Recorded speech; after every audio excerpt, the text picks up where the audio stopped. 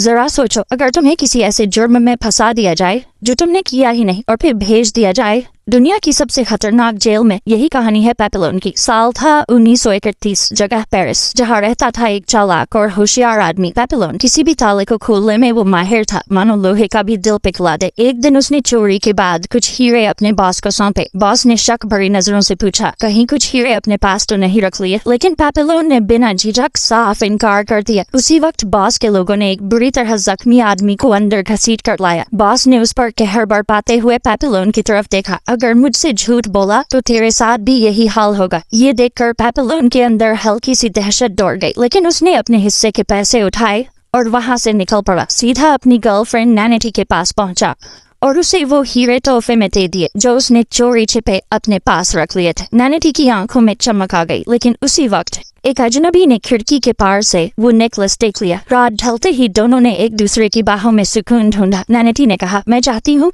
हम इस जुर्म की जिंदगी से दूर चले जाएं, कहीं समंदर किनारे एक छोटा सा घर बसाए। लेकिन अगली सुबह सब कुछ खत्म हो गया। पुलिस ने घर पर धावा बोल दिया और पेपिलोन पर उसी आदमी के कत्ल का इल्जाम लगा दिया जिसे उसके बॉस ने कल रात पीटा था। पेपिलोन चिल्लाता रहा, मैं बेगुनाह हूँ, मगर किसी ने उसकी बात नहीं सुनी। हथकड़ियां उसके सपनों को बांध चुकी थीं। अब पेपिलोन को सिर्फ एक बात समझ आ गई, अगर जिंदगी बचानी है तो यहाँ से भागना ही होगा। जेल में उसकी मुलाकात हुई जुलॉर्ट नाम के एक कैदी से। जुलॉर्ट ने कहा, यहाँ से निकलना है तो पैसों की जरूरत पड़ेगी, बहुत सारे पैसों की। और फिर उसने दूर खड़े डेगा की तरफ इशारा किया, वो तेरी मदद कर सकता है। डेगा एक अमीर शख्स था जो नकली नोट बनाने के जुर्म में पकड़ा गया था। थोड़े ही दिनों में सब कैदियों को एक नाव में भरकर भेज दिया गया, एक ऐसी जगह जहाँ से अब तक कोई वापस नहीं लौटा। फ्रेंच गयाना की पीनल कॉलोनी। रात गहरी हो चुकी थी, चारों तरफ सन्नाटा था, बस जेल की जंग लगी सलग आंखें हवा के साथ कराह रही थी। तभी पेपिलोन ने धीरे से डेगा से कहा, मैं तुम्हारी हिफाजत कर सकता हूँ, बदले में थोड़े पैसे दे दो। डेगा ने उसकी तरफ देखा, हल्का सा मुस्कुराया और बोला, मुझे तुम्हारी मदद की जरूरत नहीं है। पेपिलोन ने कंधे उचकाए और चुपचाप सो गया। लेकिन उसी रात डेगा की आंख अचानक खुल गई। उसने देखा उसके पास सो रहा कैदी किसी ने बेरहमी से मार डाला था और कारण उसने अपने पेट के अंदर पैसे छिपा रखे थे। यह मंजर देखकर डेगा का खून जम गया। वो पूरी रात कांपता रहा, आंखों से नींद गायब थी। अगली सुबह डर के साए में उसने पेपिलोन से कहा, मैं तुम्हारी शर्त मानता हूँ, बस मुझे जिंदा रखो। अब सौदा तय हो चुका था, पेपिलोन उसकी हिफाजत करेगा, लेकिन सिर्फ तब तक जब तक वो जेल पहुंच न जाए। डेगा अब भी भागने के पक्ष में नहीं था। उसे उम्मीद थी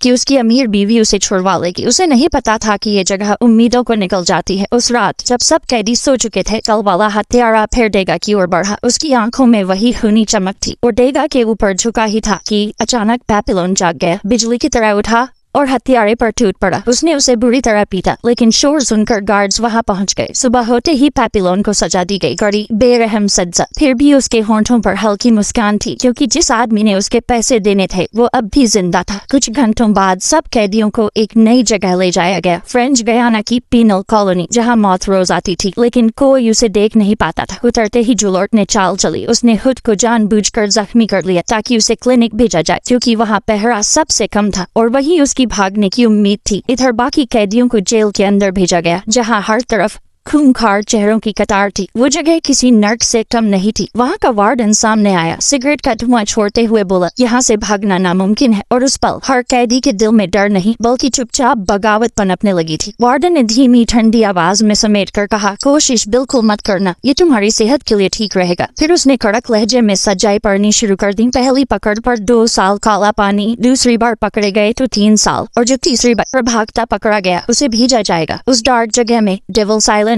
जहाँ से लौटना नामुमकिन है। और अगर किसी ने कत्ल किया तो सबके सामने उसका सर धड़ से अलग कर दिया जाएगा। सजाएं सुनकर हवा जैसे जम गई। हर कैदी के चेहरे पर अब सिर्फ डर नहीं, तन्हाई और ठंडक उतर आई थी। उसके बाद सबसे कठोर काम दिया गया, पत्थर उठाना दिन भर बिना भीगे हुए। दिन गिरे, पीठ में दर्द गहरा हुआ, पर उम्मीदें नहीं टूटी। फिर एक शाम उदासी के बीच पेपिलोन की मुलाकात एक कश्ती वाले से हुई। कश्ती वाला बूढ़ा था, आंखों में समंदर की सूखी हल्की चमक। पेपिलोन ने धीमी आवाज में कहा, यदि तू कश्ती देगा मैं तुझे 2 गुना पैसा दूंगा। कश्ती वाले ने कुछ पल सोचकर हाँ कह दी। वो कहा, अगली रात किनारे पर आना। लेकिन किस्मत ने फिर खेल खेला। यही प्लान किसी खूंखार कैदी की नजर में आ गया। लालची और खूंखार, उसने पैसों के लिए डेगा पर हमला कर दिया। ज्यों ही लड़ाई छिड़ी माहौल बिजली की तरह तना हुआ हो गया और फिर पेपिलोन ने देर न की। उसी चालाकी और तेजी से उसने हमलावर को घेर लिया और उसे बुरी तरह पिटा दिया। डेगा बार बार थर थर कांप रहा था और अब उसका चेहरा बदल चुका था। वो समझ गया पेपिलोन के बिना उसका यहाँ बचना बस किस्मत की बात नहीं, नामुमकिन था। उसके अंदर की सारी घमंड, सारी उम्मीदें टूट कर गिरने लगीं। अब उसके पास कोई दूसरा रास्ता नहीं बचा था। आखिरकार डेगा ने मुड़कर पेपिलोन से कहा, ठीक है, हम साथ भागेंगे। दोहरे फैसले की रात थी। एक तरफ मौत की सजाए, दूसरी तरफ कश्ती और गंदी रेत पर आशा की एक पतली रेखा, और इस रेखा पर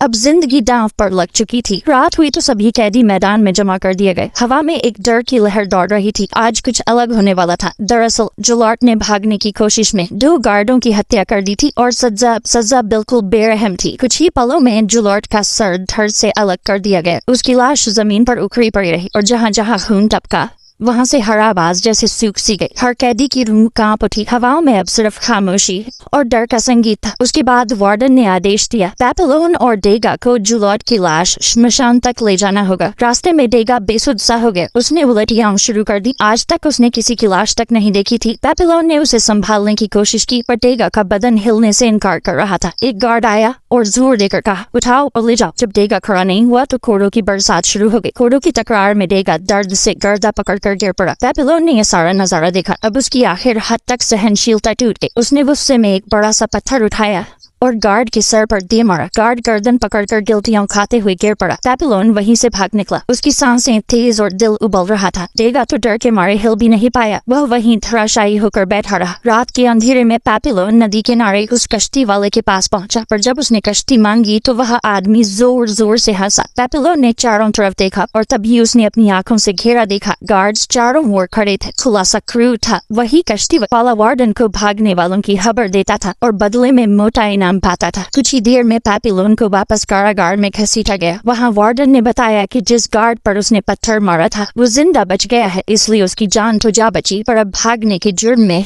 उसे दूसरे टापू पर काला पानी की सजा काटनी होगी। जब पेपिलोन उस नए ठिकाने पर पहुंचा तो माहौल देखकर उसकी रूह कांप उठी। पिछली जेल में कम से कम कैदी आपस में बात कर लेते थे। इधर वहाँ की दीवारें किसी इंसान की आवाज भी निकल लेती थीं। यहाँ उसे एक छोटे से कमरे में बंद रखा गया, बिना आवाज, बिना हंसी, यहाँ तक कि खुद से बातें करना भी जुर्म माना जाता था। खाने में सिर्फ एक पतला बेस्वाद सूप मिलता, पर तब एक दिन सूप के साथ एक नारियल मिला। उसके अंदर एक कागज का टुकड़ा था जिस पर लिखा था, अब से तुम्हें रोज नारियल मिलेंगे। पेपिलोन ने समझ लिया ये डेगा की तरफ से था। कुछ हफ्ते ऐसे गुजर गए। हर रोज नारियल का एक छोटा तोहफा मिला, पर सबका ध्यान नहीं रह सका। जल्दी ही वार्डन को उस गार्ड की हरकतों की भनक लग गई। गुस्से में उसने उसी गार्ड को मौत के घाट उतार दिया जो पेपिलोन को खाना पहुंचाता था। फिर वार्डन ने पेपिलोन से पूछा, ये सब किसने किया? पेपिलोन कुछ नहीं बोला। वार्डन ने सजा सुनाई, अब से उसे सिर्फ आधा कटोरा सूप मिलेगा। 1 महीना गुजर गया। खाने की कमी और भूख ने पेपिलोन को भीतर से खोखला कर दिया। उसकी देह पतली सी हो गई और आत्मा ऐसी जैसे कोई हड्डियों का ढांचा हो। वह पहले जैसा नहीं रहा। एक दिन वार्डन खुद पेपिलोन के सेल में आया, हाथ में स्वादिष्ट खाना, चेहरे पर बनावटी मुस्कान। धीरे से बोला, बताओ कौन भेज रहा था तुम्हें वो नारियल? पेपिलोन ने उसकी आंखों में देखा, पर होंठों से एक शब्द भी नहीं निकला। वार्डन की मुस्कान पल भर में गुस्से में बदल गई। उसने ठंडी आवाज में कहा, ठीक है, अब बची हुई सजा तुम अंधेरे में काटोगे। अब पेपिलोन के लिए दिन और रात में कोई फर्क नहीं रहा। वो एक गहरे अंधेरे कमरे में कैद था जहाँ न रोशनी थी, न इंसान की कोई आवाज। भूख से उसका बदन गलने लगा। पानी की कमी से होंठ फट चुके थे और अब तो अंधेरे ने उसकी आंखों से भी रोशनी छीन ली थी। धीरे धीरे वो खुद से बातें करने लगा। कभी हंसता, कभी चिल्लाता, कभी दीवारों से टकरा जाता। अकेलापन और भूख दोनों ने मिलकर उसका दिमाग तोड़ दिया था। वो अब हड्डियों का ढांचा बन चुका था। आखिरकार उसकी हालत इतनी बिगड़ गई कि उसे अस्पताल ले जाना पड़ा। और किस्मत का खेल देखो, उसी जेल में अब डेगा भी काम कर रहा था। 1 साल में उसने वार्डन का इतना भरोसा जीत लिया था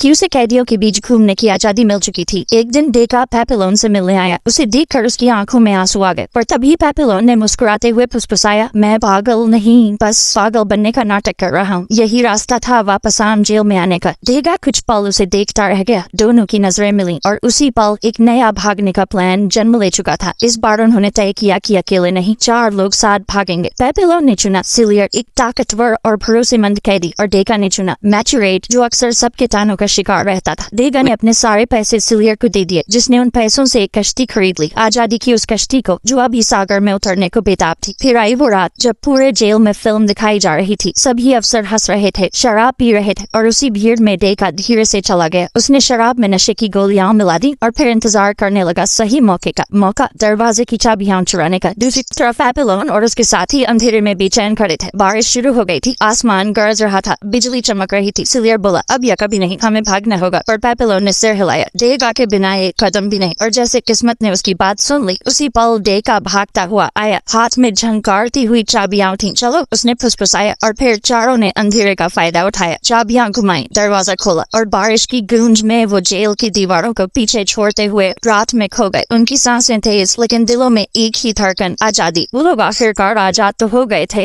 लेकिन अभी भी उन्हें एक लंबा सफर तय करना था। पैपिलोन और डेका अब उस छोटे से गांव में रहने लगे जहां सब उनका बहुत ख्याल रखते थे। कुछ हफ्तों में दोनों की हालत पहले जैसी हो गई, लेकिन पैपिलोन अब भी एक ही चीज सोच रहा था, आजादी, पूरी आजादी। एक दिन नन ने उनसे कहा कि अगर वो सच में यहाँ से जाना चाहते हैं तो वो उनकी मदद कर सकती है, लेकिन शर्त ये थी कि उन्हें फिर कभी इस जगह का नाम जुबान पर नहीं लाना होगा। पैपिलोन ने सिर हिला दिया। कुछ दिनों बाद वो लोग एक छोटी नाव लेकर समंदर की ओर निकल पड़े, पर यह सफर आसान नहीं था। रास्ते में कई बार उन्हें भयंकर तूफानों और लहरों से जूझना पड़ा। आखिरकार कई दिनों की जद्दोजहद के बाद पैपिलोन और डेका वेनेजुएला के किनारे पर पहुंच गए। वहां पहुंचकर दोनों एक दूसरे को देखते हुए मुस्कुराए, क्योंकि इतने दर्द, सजा और तकलीफों के बाद भी उनकी दोस्ती और आजादी की चाह अब भी जिंदा थी। लेकिन किस्मत ने फिर एक बार खेल खेला। कुछ ही देर बाद वहां के सिपाहियों ने उन्हें पकड़ लिया। दोनों को फिर से जेल में डाल दिया गया, पर इस बार उन्हें अलग अलग जगह भेजा गया। पैपिलोन को भेजा गया डेविल्स आइलैंड, वही बदनाम जेल जहां से कभी कोई जिंदा वापस नहीं आया था। लेकिन पैपिलोन के लिए ये सफर खत्म नहीं हुआ था। वो जानता था कि अगर जिंदगी ने उसे एक और मौका दिया तो वो एक बार फिर भागने की कोशिश जरूर करेगा, चाहे उसकी जान ही क्यों न चली जाए। ऑफिसर्स ने दोनों को पकड़कर फिर से कैद कर लिया। एक बार फिर पैपिलोन की आजादी का सपना अधूरा रह गया। इस बार उन्हें भेजा गया डेविल्स आइलैंड, जो कैदियों के लिए नरक से कम नहीं था। चारों तरफ ऊंची चट्टानें, नीचे उफनता समंदर और बीच में एक पत्थर जैसा छोटा सा टापू जहां से भागना नामुमकिन था। अब पैपिलोन और डेगा को अलग अलग सेल में बंद कर दिया गया। यहाँ कोई बात करने वाला नहीं था, बस समंदर की गर्जना और हवा की आवाजें। लेकिन पैपिलोन वो इंसान नहीं था जो हार मान ले। दिन बीतते गए और उसने उस टापू का हर कोना ध्यान से देखना शुरू किया। एक दिन उसकी नजर नीचे गिरते नारियलों पर पड़ी। तभी उसके दिमाग में एक पागलपन भरा ख्याल आया, अगर नारियल समंदर में तैर सकते हैं तो शायद वो भी तैरकर आजादी तक पहुंच सकता है। उसने कई हफ्तों तक नारियल इकट्ठा किए